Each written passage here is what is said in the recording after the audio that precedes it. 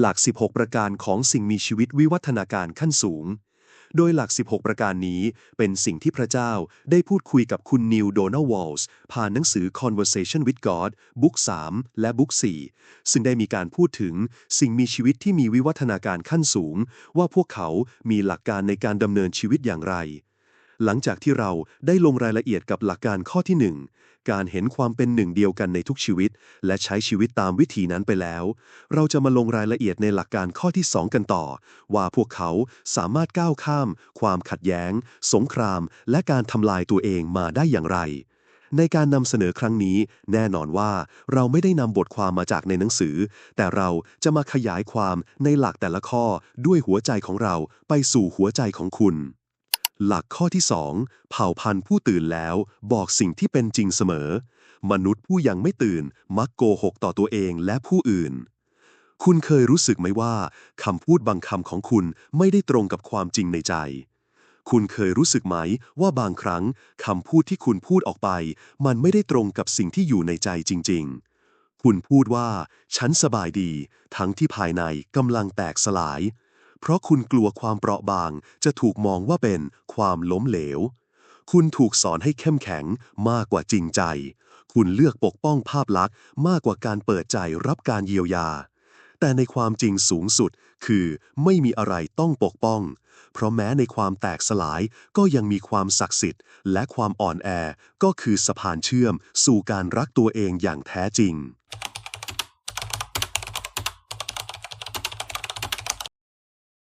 คุณบอกว่าฉันเข้าใจ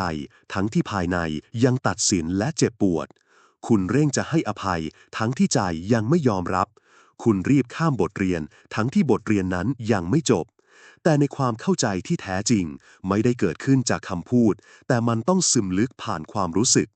คุณต้องกล้าดูเงากล้ารับรู้ความคับแค้นและกล้ายอมรับว่าใช่ตอนนี้ฉันยังไม่เข้าใจทั้งหมด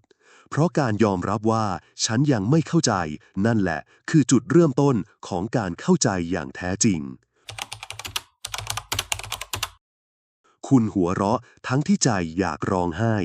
ไม่ใช่เพราะคุณโกหกคนอื่นแต่เพราะคุณกำลังโกหกตัวเองคุณกลัวจะรู้สึกคุณกลัวจะพังคุณกลัวจะอ่อนแอแต่การที่คุณร้องไห้นั้นไม่ได้ทำให้คุณเล็กลงแต่เป็นการยอมให้ความเจ็บปวดไหลผ่านเพื่อเป็นการให้ตัวตนภายในได้เป็นอิสระเพราะน้ำตาไม่ได้แปลว่าคุณยอมแพ้แต่มันคือการชำระเพื่อให้หัวใจได้กลับมาเต้นอีกครั้ง ส่วนผู้ที่ตื่นรู้แล้วนั้นเราไม่จำเป็นต้องพูดความจริงเพราะเราคือความจริงเราไม่ต้องพยายามเป็นใครเพราะเราคือทุกชีวิตอยู่แล้วผู้ตื่นรู้ไม่ใช่ผู้ไม่รู้สึกแต่คือผู้ที่ซื่อสัตย์ต่อสิ่งที่รู้สึกและยอมให้ความจริงปรากฏแม้มันยังไม่สวยงามเพราะการวิวัฒนาการไม่ได้เริ่มที่การรู้มากขึ้นแต่มันเริ่มที่หยุดโกหกตัวเอง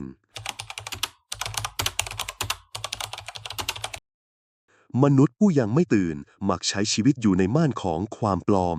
ไม่ใช่เพราะคุณไม่อยากจริงใจแต่เพราะคุณยังกลัวที่จะเผชิญกับความจริงในหัวใจตัวเอง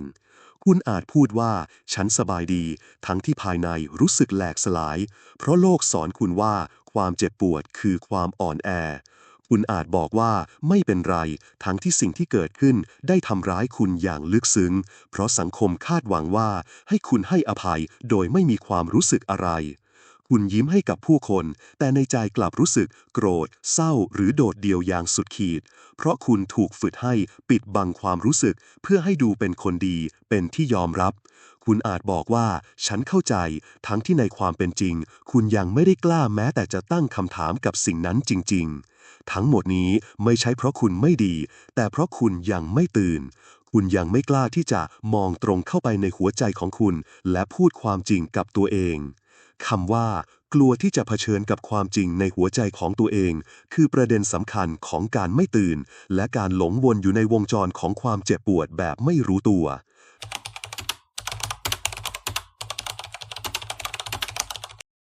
แล้วคำว่ากลัวที่จะเผชิญกับความจริงในหัวใจของตัวเองมันคืออะไรมันคือความรู้สึกบางอย่างที่คุณรู้ว่ามีอยู่ในใจแต่คุณหลบตามันอยู่ตลอด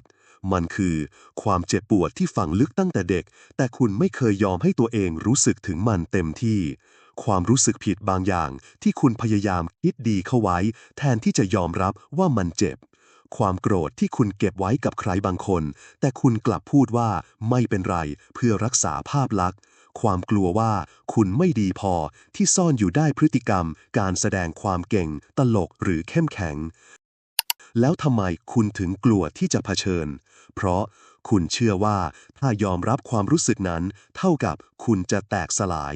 คุณเชื่อว่าถ้าปล่อยให้น้ำตาไหลเท่ากับคุณจะอ่อนแอเกินไปคุณเชื่อว่าถ้าพูดออกมาตรงๆเท่ากับคุณจะไม่มีใครรักคุณเชื่อว่าความเจ็บความกลัวความโกรธคือสิ่งต้องห้ามแต่ในระดับความจริงสูงสุดคือความจริงในใจคุณไม่เคยทำร้ายคุณแต่การหนีมันตั้งหากที่ย้อนกลับมาทำร้ายคุณเริ่มต้นจากการที่คุณกล้ายอมรับความจริงในหัวใจเมื่อคุณมองตรงเข้าไปคุณอาจร้องไห้หนักที่สุดในชีวิตคุณอาจต้องยอมรับว่าเคยโกหกตัวเองมานานคุณอาจเห็นด้านที่ไม่อยากเห็นของตัวเองแต่ในวินาทีนั้นเองคุณเริ่มตื่นเพราะการตื่นไม่ใช่การเข้าใจธรรมะแต่คือการเป็นธรรมชาติที่แท้จริงของเราแม้จะอ่อนแอเจ็บกลัวหรือเปราะบางและเมื่อเรายอมรับความจริงในใจได้เราก็ไม่ต้องแสดงอีกต่อไปไม่ต้องเล่นบทบาทเพื่อให้ใครรับแต่กลายเป็นความจริงที่มีชีวิตแบบที่ไม่ต้องพูดอะไรเลยเผ่าพันธุ์ที่ตื่นแล้วไม่ได้หมายถึงผู้ที่มีแต่แสงสว่างแต่คือผู้ที่กล้าหันหน้าเผชิญความมืดในตนเอง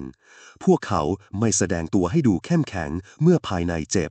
ไม่เสแสร้งว่ารู้หรือเข้าใจเพียงเพราะกลัวจะดูด้อยและไม่ใช้หน้ากากเพื่อเรียกร้องความรักหรือการยอมรับจากใคร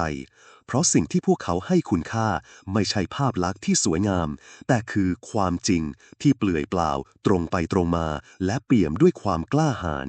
พวกเขายอมรับด้านเงาคือด้านของความกลัวความโกรธความอิจฉาความรู้สึกผิดโดยไม่ผลักไสมันออกไป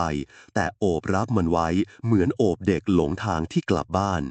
นี่คือหัวใจของความตื่นรู้ไม่ใช่การปฏิเสธความมืดแต่คือการไม่กลัวมันอีกต่อไปเพราะเรารู้ว่าแม้ในเงาก็มีแสงสว่างอาศัยอยู่และผู้ที่เผชิญเงาของตัวเองได้ย่อมไม่ต้องกลัวเงาของใครอีกต่อไปผู้ที่เป็นหนึ่งกับเงาคือผู้ที่เป็นหนึ่งกับจักรวาลการบอกความจริงไม่ใช่แค่การพูดตรงหรือไม่โกหกแต่มันคือการหยุดเล่นบทบาทที่เราไม่ได้เป็นคือการถอดหน้ากากลงทีละชั้นจนเหลือเพียงตัวตนที่เปลือยเปล่าซื่อสัตย์และเต็มไปด้วยชีวิตเพราะเมื่อเราไม่โกหกตัวเองเราก็จะไม่จำเป็นต้องโกหกใคร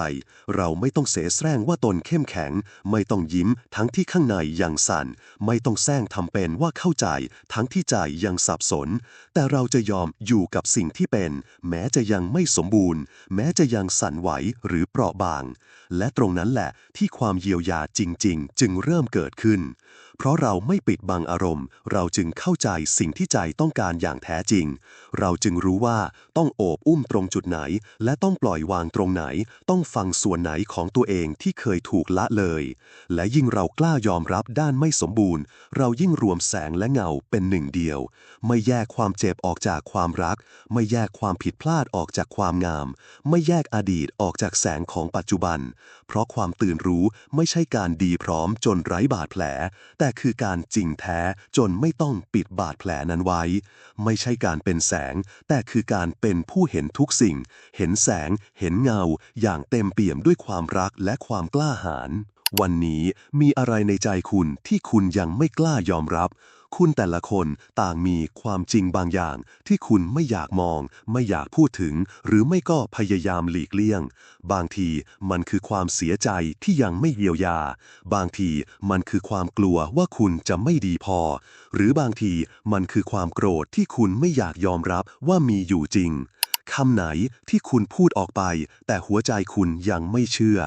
บางทีคุณอาจบอกว่าไม่เป็นไรทั้งที่เจ็บบางทีคุณอาจบอกว่าฉันให้อภัยแล้วทั้งที่ในใจยังไม่ยอมปล่อยบางทีคุณยิ้มและบอกว่าฉันโอเคทั้งที่ข้างในร้องไห้กลองพูดความจริงกับตัวเองดูแล้วฟังดูว่าใจคุณสงบขึ้นหรือไม่ ความจริงแม้เจ็บแต่มีพลังในการเยียวยาการพูดความจริงกับตัวเองคือการคืนอำนาจให้หัวใจไม่ต้องสมบูรณ์แบบไม่ต้องเก่งไม่ต้องเข้มแข็งตลอดเวลาแต่แค่ซื่อสัตย์กับสิ่งที่เกิดขึ้นภายในเพราะการตื่นรู้ไม่ได้เริ่มที่การเปลี่ยนโลกแต่มันเริ่มจากการไม่หนีหัวใจตัวเองอีกต่อไปฉะนั้น